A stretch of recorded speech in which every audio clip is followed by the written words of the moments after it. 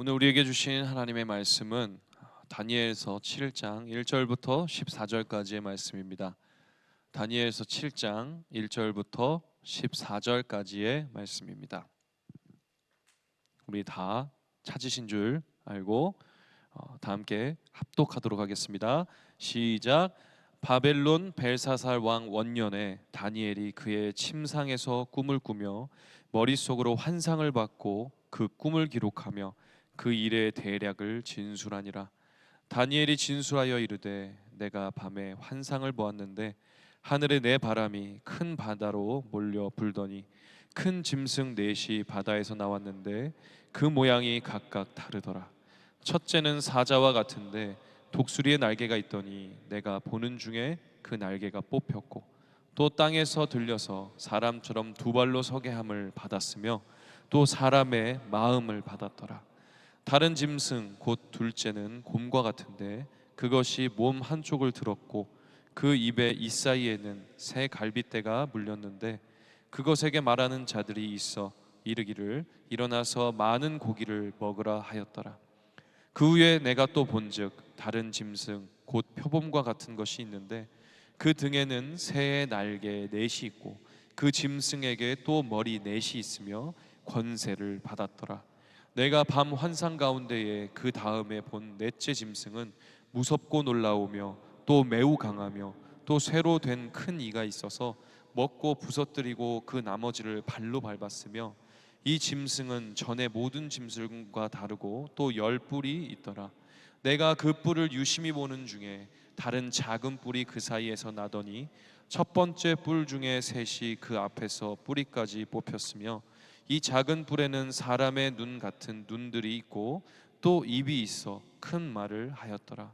내가 보니 왕좌가 놓이고 옛적부터 항상 계신 이가 좌정하셨는데 그의 옷은 희기가 눈 같고 그의 머리털은 깨끗한 양의 털 같고 그의 보좌는 불꽃이요 그의 바퀴는 타오르는 불이며 불이 강처럼 흘러 그의 앞에서 나오며 그를 섬기는 자는 천천히요 그 앞에서 모셔 선 자는 만만이며 심판을 베푸는데 책들이 펴 놓였더라.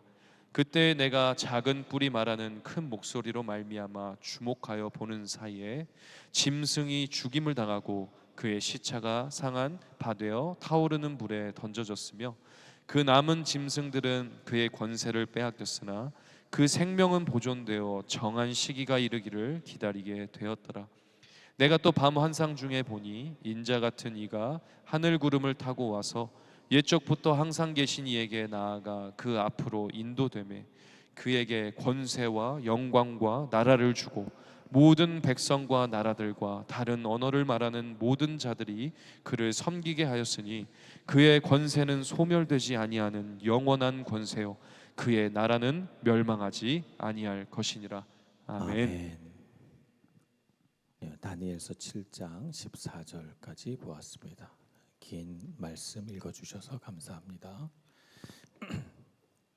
다니엘서는 7장에 들어서서 벨사살 왕 원년이라고 표시하기 때문에 다시 시간을 거꾸로 돌아간 것 같은 느낌입니다.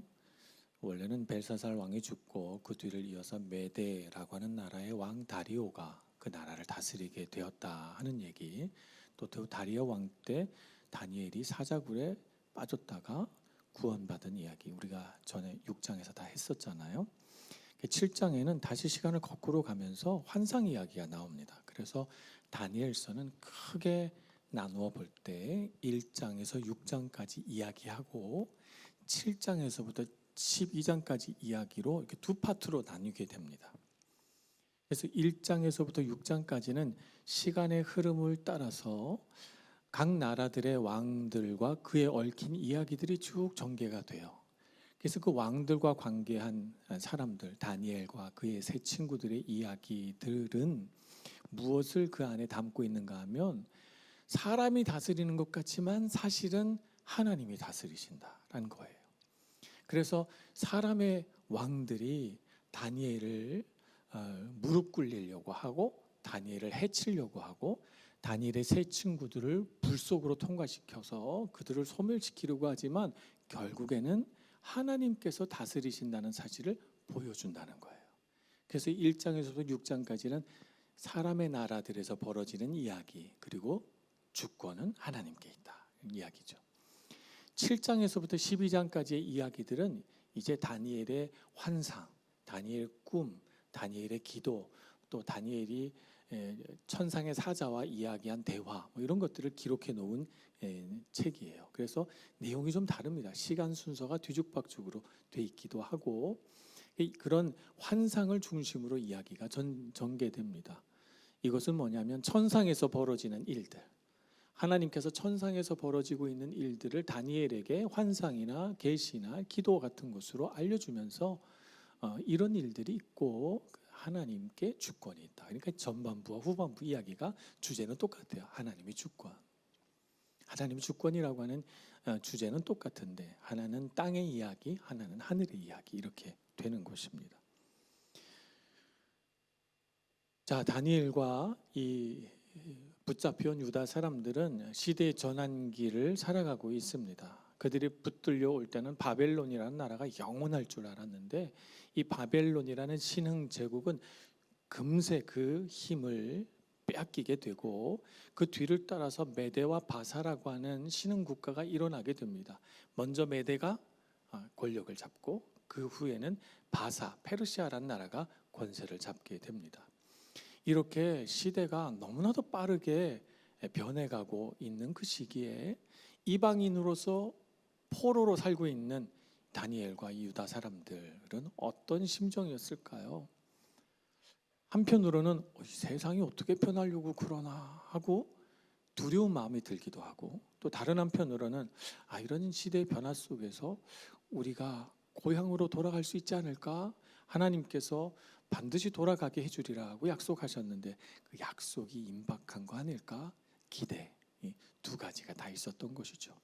불안하기도 하고 또 소망을 갖기도 하면서 그 시대를 이렇게 바라보고 있습니다. 그 시대에 하나님의 뜻을 알고자 하는 사람들에게 주시는 말씀이 오늘 7장에 담겨져 있는 거예요. 7장의 말씀은 6장까지 전반부와 7장 이후의 후반부를 붙여주는 경첩 같은 역할이에요. 문을 열고 닫을 때 문이 연결되도록 하는 부분이 경첩이라고 그러잖아요. 통역하시는 분이 어떻게 통역을 해야 될까 걱정이 됩니다만 뭐라고 해야 되나요? 문과 벽을 붙여주는 그런 이음새 역할을 하는 것이 7장입니다. 그래서 7장의 내용을 보면 우리가 앞에서 구조를 설명한 것처럼 7장 1절에서 8절까지는 땅의 이야기예요. 그리고 9절서부터 14절까지는 하늘의 이야기예요. 그래서 다니엘서 구조와 똑같습니다. 8절까지 일어나는 땅의 이야기는 어떤 이야기인가 하면 하늘에 있는 4개의 바람, 이 바람은 뭘 상징하는가 하면 창세기 1장 1절에 하나님이 세상을 창조하시기 전에 세상은 흑암에 덮여 있고 혼돈과 공허가 있더라라고 이렇게 창세기 1장에 되어 있는데, 그 혼돈과 공허를 상징하는 것이 바람이에요. 하나님의 질서가 부여돼서 이 세상은 하나님의 질서대로 운행되고 하나님의 창조 질서가 운행하는데, 그것을 거역하는 혼돈과 공허라고 하는 이 존재가 4가지의 바람을 만들어서 막 돌아다니다가 그들이 바닷속으로 들어가서 바다에서 4가지 생물을 창조해냅니다.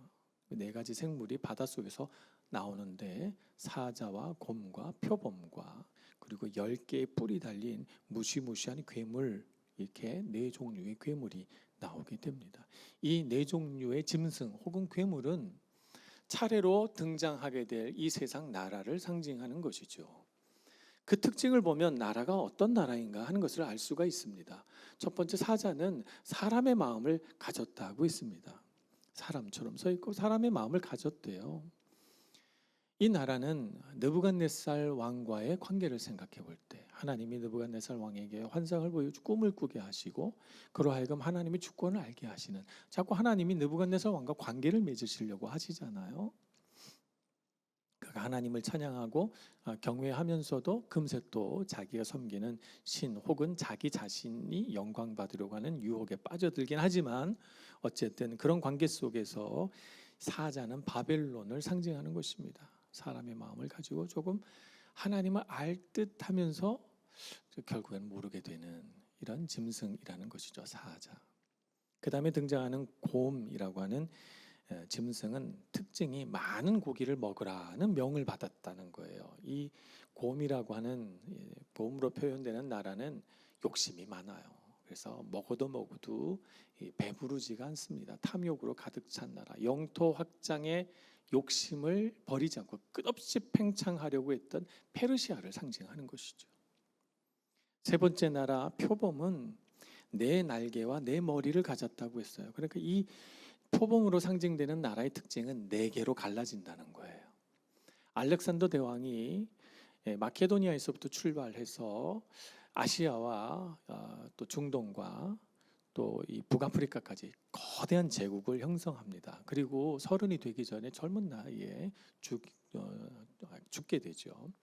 그래서 알렉산더 대왕이 만든 이 거대한 나라가 그 휘하에 있던 4명의 장수에게 분배됩니다. 그래서 그 제국을 헬레니즘 제국이라고 말해요. 4명의 장수가 땅을 쪼개서 다스리게 됩니다. 그래서 알렉산더 대왕과 정말 빠른 속도로 제국을 만드니까 표범으로 상징되는 알렉산더와 그 이후에 만들어지는 4개의 헬레니즘 제국을 상징하는 것이다. 이렇게 볼 수가 있겠죠. 그리고 마지막에 10개의 뿔이 달린 그 나라는 이 헬레니즘 제국이 그 이후에 여러 왕들이 다스리게 되면서 이 왕들의 특징이 뭐냐면 이 작은 뿔이 나서 큰 소리를 말하고 큰 말들을 해요. 말을 잘한다는 거죠. 하나님을 경외하지 않는 불경스러운 말들을 하고 성전에 가증한 우상을 세우는 그런 일들이 벌어지는데 이 왕으로 이 짐승으로 소개되는 사람은 에피파네스 2세라고 하는 당대의 정말 하나님을 거역하는 정말 불경스러운 왕을 상징하는 괴물이다 이렇게 말할 수가 있겠습니다. 이 지상에 그렇게 각기 다양한 특징을 가진 나라들이 차례차례 일어나는데 근데 그와 동시에 또 하나의 환상을 보는데 하늘에서 동시에 벌어지고 있는 일들도 보게 돼요. 그러니까 이 환상 하나가 끝나고 또 환상을 보는 것이 아니라 이 환상을 보고 있는 중에 또 당시 하늘에 있는 환상을 보게 됩니다. 땅에서 벌어지는 일이 아니라 하늘에서 벌어지고 있는 일들을 또 보게 돼요. 하늘에서 벌어지는 일들은 이런 것입니다. 왕좌가 하나 있는데 옛적부터 항상 계시니가 그 보좌에 앉으십니다. 보좌에 앉으시는데 이 옛적부터 항상 계시니의 특징은 뭐냐면 흰색과 붉은색이에요. 흰색은 그의 옷이 희고 그의 머리카락이 힙니다. 그래서 환하게 빛나고 영광 가운데 찬란하게 빛나고 있어요. 하나님이 가지신 영광, 하나님께서 가지신 순결, 하나님의 선하심 이런 것들을 흰색으로 표현하는 거예요.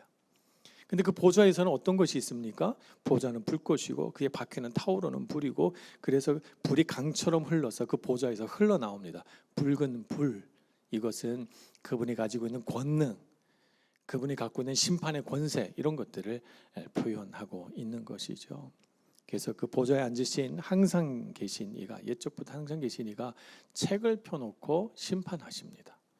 어떤 일을 심판하십니까? 땅에서 벌어지고 있는 일들, 이 나라의 제왕들을 심판하시는 것이죠. 그래서 땅에서 막 짐승들이 일어나서 서로 자기 힘을 자랑하고 짐승이 차례차례 자기 순서대로 등장해 가는 가운데 하늘에 계신 하나님은 그것을 다스리셔서 그 짐승들이 죽어 나가는 것을 보게 됩니다. 짐승마다 12절에 보면 정한 시기가 이르게 된다는 것이죠. 정한 시기가 이르게 되면 어떻게 됩니까? 짐승들은 그의 권세를 빼앗기게 되어 있어요. 이 세상 나라 각기 권세 잡은 자들은 자기 권세가 굉장히 힘이 있는 것처럼 무시무시한 이빨을 드러내고 발톱을 드러내고 자기가 힘이 있다고 자랑하지만 정한 시기가 있고 그 정한 시기가 이르게 되면 다 권세를 빼앗기게 된다는 거예요. 그러니까 이 이야기도 하나님의 주권을 나타내는 것입니다. 하나님이 다스리신다는 것이죠. 그리고 마지막으로 하늘 구름을 타고 이번에는 짐승이 아니라 인자 같으시니 사람의 모양을 한 어떤 분이 하나님의 보좌 앞으로 나오기 시작합니다. 그분은 오실 메시아이시죠. 오실 메시아는 어떤 분이신가를 오늘 마지막 14절에서 설명하고 있습니다. 권세와 영광과 나라를 하나님께서 주셔서 이스라엘뿐만 아니라 어느 가다른 모든 나라 모든 민족을 다스리시며 그래서 그 영원한 나라를 건설하실 분, 큰 권세를 가지신 분, 그의 권세는 소멸되지 아니하는 영원한 힘을 갖고 계신 분을 소개하고 있습니다. 마침내 이 땅에 세워질 하나님의 나라와 그 하나님의 나라를 다스리실 우리의 참 임금 되신 예수님을 소개하고 있는 장면이죠. 저는 80년대 후반에 학교를 다녔습니다. 제가 학교를 다닐 때는 아직도 독재 타도를 외치는 그런 시기였습니다. 지금은 민주화가 한참 진행돼서 언제 그런 일이 있었느냐 싶지만 제가 학교를 다닐 때만 해도 일주일에 한두 번은 꼭 데모를 하고 교정에 최루탄 가스 냄새가 가실 날이 없는, 그래서 입학을 하니까 선배들이 제일 먼저 가르쳐 주는 게 최루탄 가스가 묻었을 때 어떻게 해야 빨리 그것을 없애버릴 수 있는지 그거를 얘기를 해주더라고요. MT를 가니까. 그런 시대였습니다. 그 시대가 끝나지 않을 것 같아서 많은 젊은이들이 좌절하고 또 분노하고 그런 시대를 살아왔어요. 90년대가 되니까 노동운동이 일어나더라고요.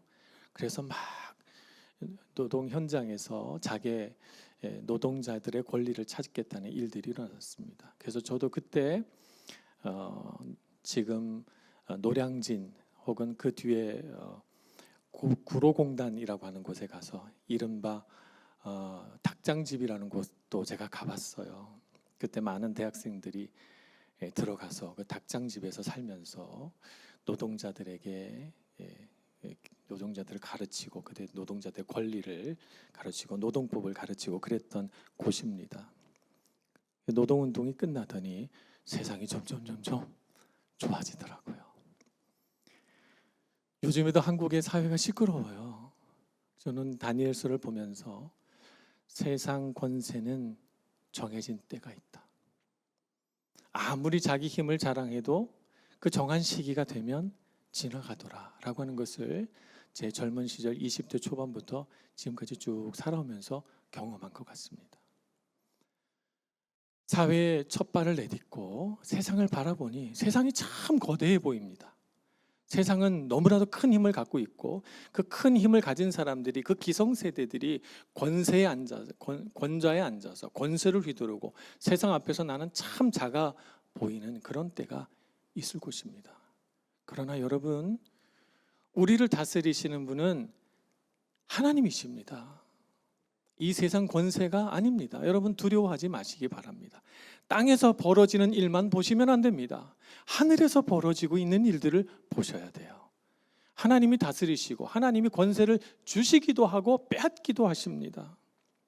우리는 하나님의 자녀로서 하늘의 권세 아래 있다는 사실을 바르게 알고 이 세상 흘러가는 것에 두려움을 갖거나 이 세상 권세 가진 사람들을 두려워하면서 살아갈 필요가 없는 것입니다. 여러분, 하나님의 자녀로서 당당히 살아가시는 여러분들 되시길 바랍니다. 다니엘은 이렇게 바벨론, 메데, 페르시아라고 하는 각기 다른 나라들이 세워졌다 무너졌다 세워졌다 무너졌다를 반복하는 그 역사의 흐름 속에서 하나님의 주권을 발견했습니다. 여러분도 하나님의 주권을 발견하고 그 주권 아래 당당히 살아가는 하나님의 자녀 되시길 축복합니다. 여러분, 이 세상만 보지 마시기 바랍니다. 다스리시는 하나님을 바라보시기 바랍니다. 하나님은 우리에게 능력을 주시고 다니엘에게 그렇게 하셨듯이 지혜와 명철을 주시고 나라를 다스릴 수 있는 권세와 힘을 하나님 우리에게 주실 것입니다.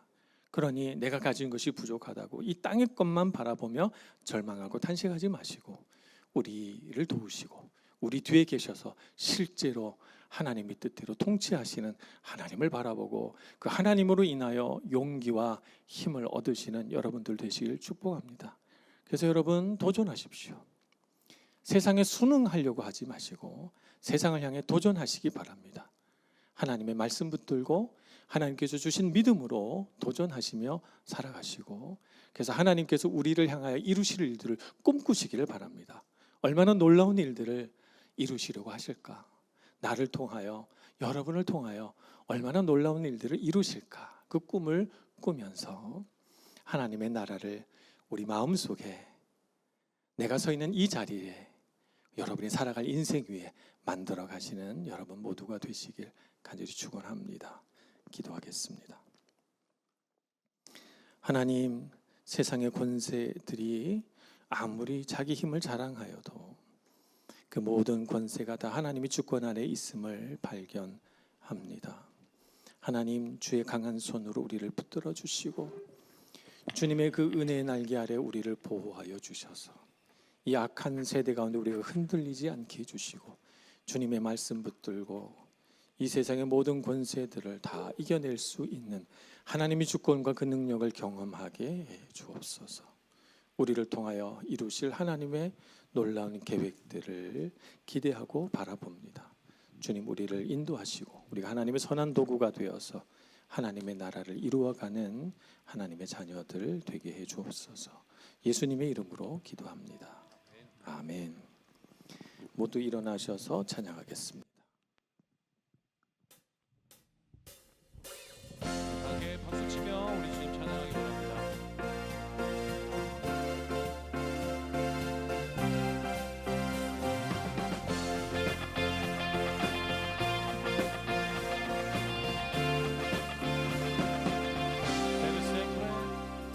Per sempre canterò del tuo amor che dà libertà, hai donato tutto per noi, ci hai rivelati, Signore. Per sempre canterò della tua grazia che mi salvò, a te solo Dio mi affido, con la mia vita per te. Questo mai potrà separarmi da te e dal tuo immenso amor. Come il tuo libro si rivolando te, niente più ormai mi potrà fermare se mi avvolgerai nella tua gloria per sempre vivrò.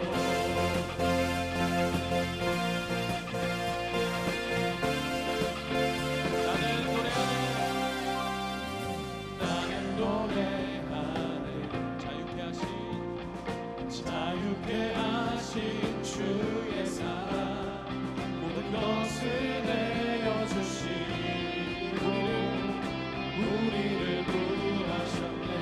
나는 노래하네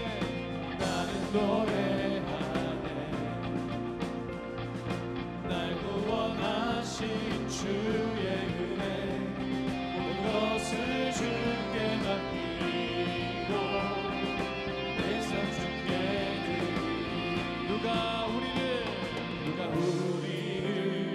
주의 사랑에서 끊을 수 있으리. 나 이제 주와 주방 위에 살겠네. 그 어떤 것도 막지 못하네.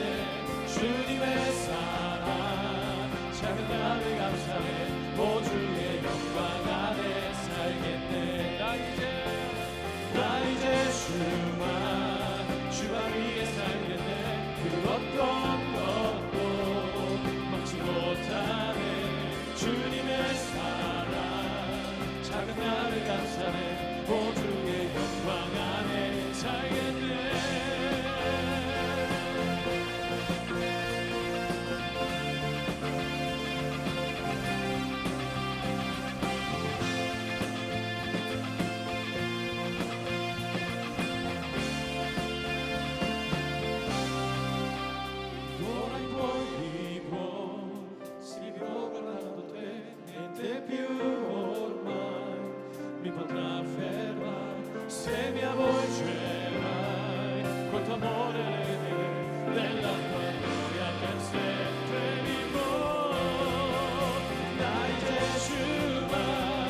주가 위해 살겠네. 그 어떤 것도 막지 못하네. 주님의 사랑 작은 나를 감사해. 오 주의 영광 안에 살겠네. 나 이제 주만 주가 위해 살겠네. 그 어떤 것도 막지 못하네. 주님의 사랑 작은 나를 감사해. 오 주의 영광 안에 살겠네.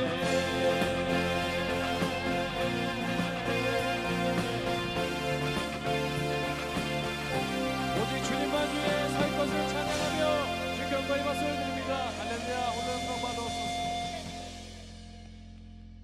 사랑이 많으신 하나님, 우리를 주님의 권능의 손으로 붙드시고 이 약한 세대 가운데 하나님의 자녀로서 주님의 영광을 드러내는 주님의 도구 되게 하여 주옵소서.